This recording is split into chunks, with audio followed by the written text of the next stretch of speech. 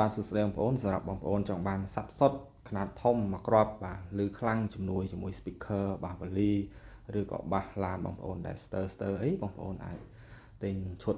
សាប់សុត4ទឹកមកគ្រាប់នេះបានណាអានេះមេដៃ3ជាន់បងប្អូនណាបាទកជា5អានេះខ្ញុំដាក់ចំហ SK Sound brand របស់ខ្ញុំពីលើដោយសារតែ Opler ហ្នឹងគឺដាក់ចំហអក្សរថៃរបស់ថៃអញ្ចឹងណាបាទអញ្ចឹងគឺខ្ញុំ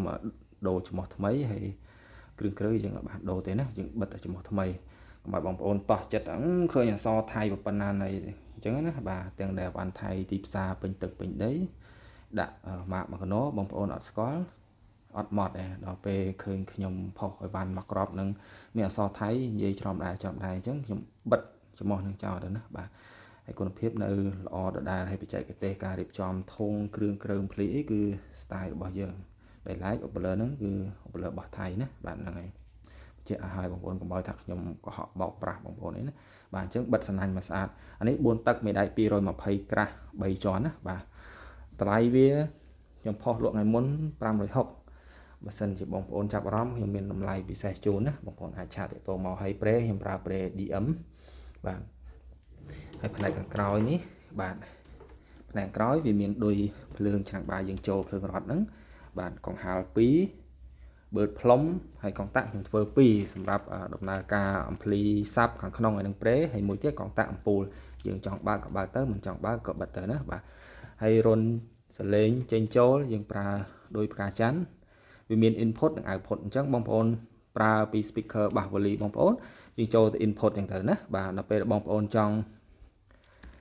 យកអាបាសនេះបបែកកូនទៅកូនបាស speaker ផ្សេងទៀតយើងចូល output មកហើយយើងអាចបញ្ជាប្រេ volume gain low mid high វានឹងបាសស្រួយអីបានណាដល់ពេលដែលយើងដោត output ណាបើសិនជាយើងប្រើសាប់សុតយើងបញ្ជាបានតែ input សាប់សុតនេះយើងបញ្ជាបានតែ volume សាប់ទេបើយើងចេញ output យើងអាចបញ្ជាបាន volume ទាំងអស់នេះណាបាទ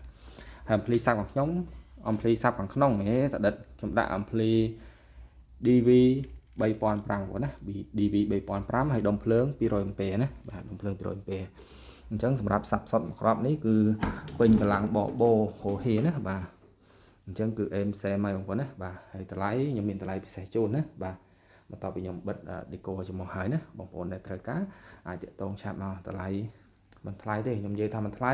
គឺខ្ញុំលក់តម្លៃសមរម្យហើយបងប្អូនណាបាទហ្នឹងហើយក៏មិនថោកដែរព្រោះតម្លៃវា400-500វាសមកម្លាំងសមត្ថភាពដែរណាតម្លៃអានេះគឺសាប់សុតតូចបិទមុខឈើតម្លៃធូរថ្លៃអានេះ2ទឹកមេដៃ2ជាន់ហើយអានេះ2ទឹកកន្លះមេដៃ2ជាន់អាសាប់សុត2ទឹកខាងលើនេះបិទមុខឈើនេះយើងប្រើអំភ្លីបត2000វ៉ាត់ហើយដុំភ្លើង100អេម្ពែណាបាទហើយមេដៃ2ជាន់ណាបាទបើខាងក្រោមនេះ2ទឹកកន្លះ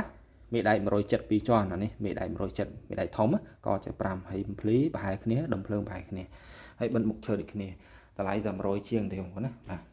2ទឹក120បាទនេះ